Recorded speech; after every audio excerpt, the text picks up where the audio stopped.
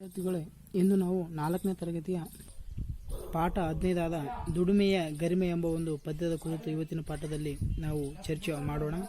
ಈ ಪಾಠದ ಸಾರಾಂಶ ಏನಾಗಿದೆ ಅಂದರೆ, ಒಬ್ಬ ಕಂಬಾರ ಹಾಗೂ ಬಡಿಗ, ಇನ್ನೊಬ್ಬ ಅಗಸ, ಆಮೇಲೆ ಇನ್ನೊಬ್ಬ ಅಂಬಿಗ ಅಂದರೆ ಮೀನುಗಾರ, ಇನ್ನೊಬ್ಬ ಟೇಲರ್ ಅಂದರೆ ಬಟ್ಟೆ ಹೊಲಿಯುವಂಥ ವ್ಯಕ್ತಿನ ಕುರಿತು ಈ ಒಂದು ಪಾಠದಲ್ಲಿ ಅಡಕವಾಗಿರುವಂಥ ಸಾರಾಂಶವಿದೆ. ಹಾಗಾದರೆ ನಾವು ಮೊದಲನೇ ಪ್ಯಾರದಲ್ಲಿ ಈ ಒಂದು ಚಿತ್ರದಲ್ಲಿರುವಂಥ ಕಂಬಾರಿಕೆ ಬಗ್ಗೆ ನಾವು ತಿಳಿಯೋಣ. ಕಬ್ಬಿಣ ಕುಟ್ಟುತ್ತಾ ಆರೆಯ ಮಾಡುತ್ತಾ ಮುದದಿಂದ ನೋಡುವೆನು ರೈತನಿಗೆ, ಬೆಳೆಯನ್ನು ಬೆಳೆಯಲು ನೆರವನ್ನು ನೀಡುವೆ ಜನರನ್ನು ಸಲುವ ದಾತನಿಗೆ. ಮತ್ತೇನು ಹೇಳ್ತದೆ ಇಲ್ಲಿ, ಕಬ್ಬಿಣವನ್ನು ಕುಟ್ಟುತ್ತಾ ಅಂದರೆ ಕಬ್ಬಿಣವನ್ನು ಚೆನ್ನಾಗಿ ಕಾಯಿಸಿ ಅದನ್ನು ಆರೆಯನ್ನಾಗಿ ಮಾಡ್ತಾನೆ. ಯಾರು? ಈ ಕಂಬಾರ. ಈ ಒಂದು ಕಂಬಾರ ಏನು ಮಾಡ್ತಾನೆ? ಕಬ್ಬಿಣ ಕುಟ್ಟುತ್ತಾ ಅದನ್ನು ಆರ್ಯವನ್ನಾಗಿ ಮಾಡಿಕೇಸಿ ಆ ಒಂದು ಆರ್ಯದಿಂದ ನಗವನ್ನು ಮಾಡಿಕೇಸಿ ಏನು ಮಾಡ್ತಾನೆ? ರೈತನಿಗೆ ಅದು ಭೂಮಿ ಉಳಲು ಕೊಡ್ತಾನೆ. ಯಾರು? ಕಂಬಾರ. ಆಮೇಲೆ ರೈತ ಏನು ಮಾಡ್ತಾನೆ? ಆ ಒಂದು ಆರೆಯನ್ನು ತೆಗೆದುಕೊಂಡು ಆ ಒಂದು ನೇಗಿಲನ್ನು ತೆಗೆದುಕೊಂಡು ಏನು ಮಾಡ್ತಾನೆ? ಅವನು ಬೆಳೆಯನ್ನು ಬೆಳೆಯಲು ಈ ಒಂದು ಕಂಬಾರ ರೈತನಿಗೆ ಸಹಾಯಕವಾಗಿದ್ದಾನೆ. ಆ ಒಂದು ಕಂಬಾರ ಮಾಡಿಕೊಟ್ಟಂಥ ನೇಗಿಲನ್ನು ಏನು ಮಾಡ್ತಾನೆ? ಇವನು ಹೊಲದಲ್ಲಿ ಬಿತ್ತನೆ ಮಾಡಿ ಕೇಸಿ ಅದರ ಸಹಾಯದಿಂದ ಬಿತ್ತನೆ ಮಾಡಿ ಇಡೀ ದೇಶಕ್ಕೆ ಏನಪ್ಪ ಅಂದರೆ ಹಣ್ಣವನ್ನು ನೀಡುವಂಥ ಕೆಲಸವನ್ನು ರೈತ ಮಾಡ್ತಾನೆ ಅನ್ಕೇಸಿ ನಾವು ಇಲ್ಲಿ ಮೊದಲನೇ ಪ್ಯಾರದಲ್ಲಿ ಹೇಳ್ತಾನೆ. ಏನಂತ? ಕಬ್ಬಿಣವನ್ನು ಕುಟ್ಟುತ್ತಾ, ಕಬ್ಬಿಣದ ಏನಪ್ಪ ಅಂದರೆ ಬಡಿಯುತ್ತಾ, ಕಬ್ಬಿಣವನ್ನು ಬಡಿತಾ ಆ ಕಬ್ಬಿಣವನ್ನು ಆರೆಯನ್ನಾಗಿ ಮಾಡಿ ಕೇಸಿ, ಆರೆ ಅಂದರೆ ನಾವು ನೋಡಿರ್ತೀವಲ್ಲ ಮಾಮೂಲಿಯಾಗಿ, ಆರೆ ಮಣ್ಣನ್ನು ಅಗೆಯಲು ಬಳಸುವಂಥ ಸಾಧನ. ಆ ಒಂದು ಬಗೆಯ ಕಬ್ಬಿಣದ ಉಪಕರಣ ಕೂಡ ಅನ್ಬೋದು ನಾವು. ಆ ಒಂದು ಆರೆಯನ್ನು ಏನು ಮಾಡ್ತಾನೆ ಈ ಕಂಬಾರ? ಅದನ್ನು ಚೆನ್ನಾಗಿ ಬಡ್ದು ಕೇಸಿ ಕಾಯಿಸಿ ಅದನ್ನು ಆರೆಯನ್ನಾಗಿ ಮಾಡಿ ಕೇಸಿ ಏನು ಮಾಡ್ತಾನೆ? ಆ ಆರೆಯನ್ನು ಏನು ಮಾಡ್ತಾನೆ? ಈ ಒಂದು ಕಂಬಾರ ಆ ಒಂದು ರೈತನಿಗೆ ಕೊಡ್ತಾನೆ. ಆಗ ಅದನ್ನು ತೆಗೆದುಕೊಂಡಂಥ ರೈತ ಏನು ಮಾಡ್ತಾನೆ? ತಾನು ಬೆಳೆಯುವಂಥ ಹೊಲದಲ್ಲಿ ಏನು ಮಾಡ್ತಾನೆ? ಆ ಒಂದು ಸಲಕರಣೆಯನ್ನು ಉಪಯೋಗ ಮಾಡಿಕೊಂಡು ಕೇಸಿ ಅವನು ಬೆಳೆಯನ್ನು ಬೆಳೆದ ಕೇಸಿ ಆ ಬೆಳೆಯನ್ನು ಬೆಳೆದ ನಂತರ ಆ ಬೆಳೆಯಲ್ಲಿ ಬಂದಂಥ ಫಸಲನ್ನು ಅವನು ಏನು ಮಾಡ್ತಾನೆ? ನಮ್ಮ ನಾಡಿಗೆ ಏನಪ್ಪ ಅಂದರೆ ಅನ್ನವನ್ನು ನೀಡುವಂಥ ರೈತನಿಗೆ ಇವನು ಸಹಾಯಕವಾಗಿದ್ದಾನೆ ಅಂತ ಕೇಸಿ ನಾವಿಲ್ಲಿ ನೋಡ್ತೀವಿ. ಈ ಒಂದು ಕಂಬಾರಿಕೆ ಕೆಲಸ ಏನು ಅಂದರೆ ಕಬ್ಬಿಣವನ್ನು ಕುಟ್ಟಿಕೇಸಿ ಅದನ್ನು ಆರೆನಾಗಿ ಮಾಡುವುದು, ಇನ್ನು ಬೇರೆ ಬೇರೆ ಉಪಕರಣಗಳನ್ನಾಗಿ ಏನು ಮಾಡ್ತಾನೆ ಈ ಕಂಬಾರ ತನ್ನ ಒಂದು ಕೆಲಸವನ್ನು ದುಡಿಮೆಯನ್ನು ಮಾಡ್ತಾನೆ. ಇನ್ನು ನಾವು 2ನೇ ಪ್ಯಾರಕ್ಕೆ ಹೋದರೆ, ಕಾಡನ್ನು ಸೇರುತ್ತಾ ಒಣಮರ ಹುಡುಕುತ್ತಾ ನೇಗಿಲ ಅಳತೆಗೆ ಕೊಯ್ಯುವೆನು, ಉತ್ತಮ ಆಲವನ್ನು ಮಾಡುತ್ತಾ ನೊಗವನ್ನು ಕೆತ್ತನೆಯೊಂದಿಗೆ ನೀಡುವೆನು. ಮತ್ತೇನು ಹೇಳ್ತಾನೆ? ಈ ಒಂದು ಬಡಿಗೆ ಹೇಳ್ತಾನೆ ಏನಂತ?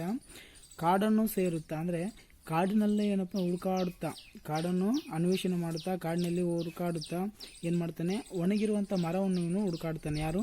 ಈ ಒಂದು ಬಡಿಗ. ಈ ಬಡಿಗೆ ಏನು ಮಾಡ್ತಾನೆ? ಆ ಒಂದು ಕಾಡಿನಲ್ಲಿ ಅನೇಕ ಒಂದು ಮರಗಳನ್ನು ಏನು ಮಾಡ್ತಾನೆ? ಅವನು ಒಣಗಿರುವಂಥ ಮರಗಳನ್ನು ಹುಡುಕಾಡ್ಕೊಂಡು ಆ ಮರಗಳನ್ನು ತಂದು ಕೇಸಿ ಏನು ಮಾಡ್ತಾನೆ? ಚೆನ್ನಾಗಿ ಕೆತ್ತಿಕೇಸಿ ಅದನ್ನು ನೇಗಿಲನ್ನಾಗಿ ಮಾಡಿ ಕೇಸಿ ಏನು ಮಾಡ್ತಾನೆ? ಆ ನೇಗಿಲನ್ನು ಬೆಳೆಯನ್ನು ಬಿತ್ತುವಂಥ ರೈತನಿಗೆ ಕೊಡ್ತಾನೆ. ಇಲ್ಲಿ ಆಲ ಅಂದರೆ ನೇಗಿಲ್ ಅಂತ ಕೂಡ ನಾವು ಹೇಳ್ಬೋದು. ಇಲ್ಲಿ ಬಡಿಗೆ ಏನು ಮಾಡ್ತಾನೆ? ಅವನ ಕೆಲಸ ಏನು, ಅವನ ದುಡಿಮೆ ಏನು ಅಂದರೆ ಕಾಡನ್ನೆಲ್ಲ ಸುತ್ತಾಡ್ತಾನೆ. ಕಾಡಿನಲ್ಲಿರುವಂಥ ಒಣಮರವನ್ನು ಅವನು ಹುಡುಕಾಡ್ತಾನೆ. ಆ ಒಣಮರವನ್ನು ತಂದು ಕೇಸಿ ಆ ಒಣಮರವನ್ನು ಕಟ್ ಮಾಡ್ಕೊಂಡು ಕೇಸಿ ಬಂದು ಕೇಸಿ ಏನು ಮಾಡ್ತಾನೆ? ನೇಗಿಲು ಆಗುವಷ್ಟೇ ಅದನ್ನು ಕೊಯ್ದು ಕೇಸಿ ಏನು ಮಾಡ್ತಾನೆ? ಉತ್ತಮವಾದ ನೇಗಿಲನ್ನು ಮಾಡಿ ಕೇಸಿ ಅವನು ಏನು ಮಾಡ್ತಾನೆ? ಆ ನೊಗವನ್ನು ಕೆತ್ತನೆ ಮಾಡಿ ಕೇಸಿ, ನೇಗಿಲು ಮತ್ತು ನೊಗವನ್ನು ಕೆತ್ತನೆ ಮಾಡಿ ಕೇಸಿ ಏನು ಮಾಡ್ತಾನೆ? ಆ ಒಂದು ರೈತನಿಗೆ ಏನು ಮಾಡ್ತಾನೆ? ಅವನು ಕೊಡ್ತಾನೆ. ಕೆತ್ತನೆಯೊಂದಿಗೆ ನೀಡುವೆನು. ಆ ಒಂದು ರೆಡಿಯಾದಂಥ ಕಾಡನ್ನು ಹುಡುಕಾಡಿ, ಒಣಮರವನ್ನು ಹುಡುಕಾಡಿ ಅದನ್ನು ತಂದು ಕೇಸಿ ಅದನ್ನು ಚೆನ್ನಾಗಿ ಕೆತ್ತಿ ಕೇಸಿ ನೇಗಿಲು ಮಾಡಿ ಆ ನೊಗ ಮಾಡಿ ಕೇಸಿ ಅವನೇನು ಮಾಡ್ತಾನೆ? ರೈತನಿಗೆ ಕೊಡ್ತಾನೆ. ಆವಾಗ ರೈತ ಏನು ಮಾಡ್ತಾನೆ? ಆ ನೇಗಿಲು ಮತ್ತು ನೊಗವನ್ನು ಎತ್ತನ್ನು ಹುಡ್ಕೊಂಡು ಏನು ಮಾಡ್ತಾನೆ? ಅವನು ಬಿತ್ತನೆ ಮಾಡಿ ಕೇಸಿ ತನ್ನ ಒಂದು ವ್ಯವಸಾಯವನ್ನು ಮಾಡಿರ್ತಾನೆ ಅಂತ ಕೇಸಿ ಇಲ್ಲಿ ನಾವು 2ನೇ ಪ್ಯಾರದಲ್ಲಿ ನೋಡ್ತೀವಿ.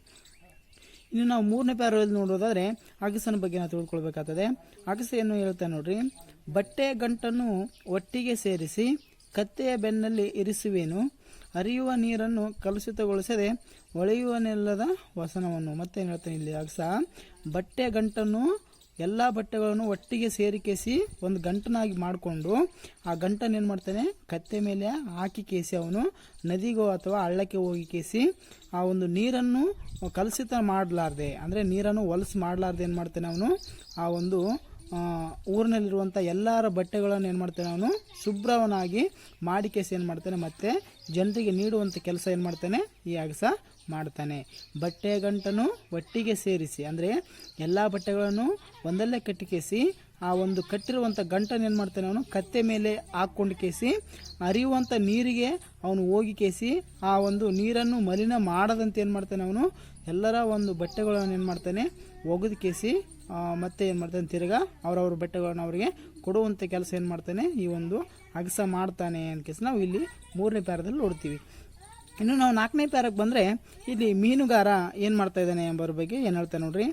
ಕಡಲಲ್ಲಿ ಬಲೆಯನ್ನು ಬೀಸುತ್ತಾ ಮೀನನ್ನು ಸಡಗರದಿಂದಲೇ ಹಿಡಿಯುವೆನು, ಸಂತೆಗೆ ಸಾಗಿಸಿ ಮಾರಲು ಕುಳಿತರೆ ಸಂಜೆಗೆ ಹಣವನ್ನು ಎಣಿಸುವೆನು.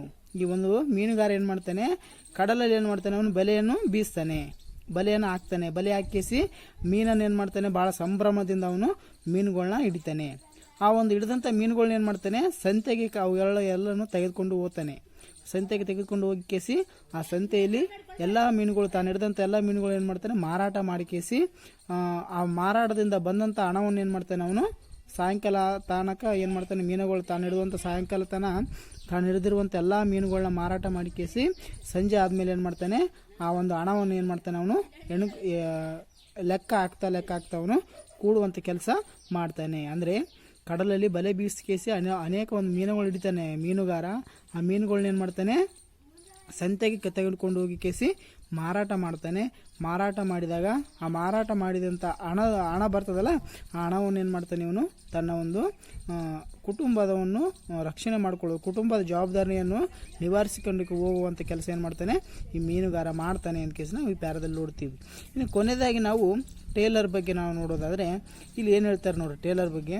ಹೊಸ ಹೊಸ ಬಗೆಯಲ್ಲಿ ಉಡುಗೆಯ ಹೊಲಿಯುತ್ತಾ ಮೈಯನ್ನು ಮಾನವನು ಬೆಳಗಿಸುವೆ, ಅಪ್ಪನ ಅಮ್ಮನ ಮಕ್ಕಳ ಬಳಗದ ಮೆಚ್ಚುಗೆ ಗಳಿಸಲು ತವಕಿಸುವೆ. ಇಲ್ಲಿ ಏನು ಹೇಳ್ತಾನೆ ಮತ್ತೆ ಹೊಸ ಹೊಸ ಬಗೆಯ ಅಂದರೆ ಹೊಸ ಹೊಸ ರೀತಿಯಾದಂಥ ಬಟ್ಟೆಗಳು ನಾನು ಹೊಲಿತೀನಿ.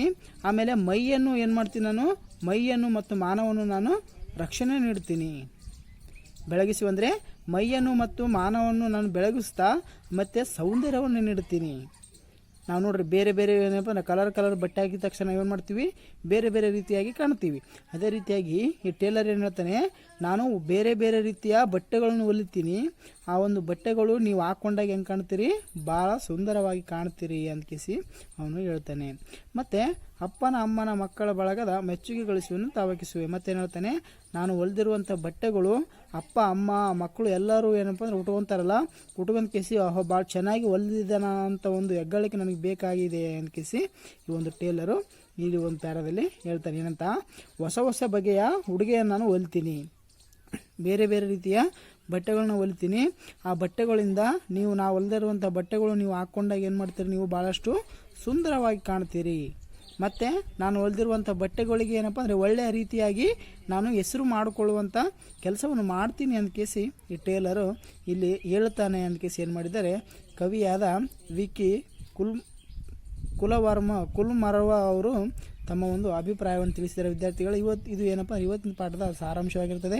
ಈ ಪಾಠದ ಕುರಿತು ನೀವು ಕೆಲವು ಹೋಮ್ವರ್ಕನ್ನು ತೆಗೆದುಕೊಳ್ಬೇಕಾಗ್ತದೆ. ಏನು ಹೋಮ್ವರ್ಕ್ ಅಂದರೆ ಇಲ್ಲಿ ಒಂದು ವಾಕ್ಯದ 4 ಪ್ರಶ್ನೆಗಳಿದ್ದಾವೆ. ಈ 4 ಪ್ರಶ್ನೆಗಳಿಗೆ ನೀವು ಹೋಮ್ವರ್ಕನ್ನು ಬರೀಬೇಕಾಗ್ತದೆ. ಮೊದಲನೇ ಪ್ರಶ್ನೆ ಕಬ್ಬಿಣದಿಂದ ತಯಾರಿಸುವ ಸಲಕರಣೆಗಳು ಯಾವ್ಯಾವು, ಆಮೇಲೆ ಜನರನ್ನು ಸಲಹುತ್ತ ದಾತ ಯಾರು, ನೊಗವನ್ನು ಯಾವುದರಿಂದ ಮಾಡುವರು, ಮೀನನ್ನು ಹೇಗೆ ಹಿಡಿಯುವರು. ಇಷ್ಟು ಪ್ರಶ್ನೆಗೆ ನೀವು ಉತ್ತರವನ್ನು ಬರೀಬೇಕಾಗ್ತದೆ. ಮತ್ತೆ ನಾವು ಮುಂದಿನ ತರಗತಿಯಲ್ಲಿ ಮತ್ತೆ ಒಂದು ಮುಂದಿನ ಪಾಠದ ಕುರಿತು ಅಧ್ಯಯನ ಮಾಡೋಣ. ಅಲ್ಲಿವರೆಗೂ ತಮಗೆಲ್ಲರೂ ಧನ್ಯವಾದಗಳು. ಶುಭ ದಿನ.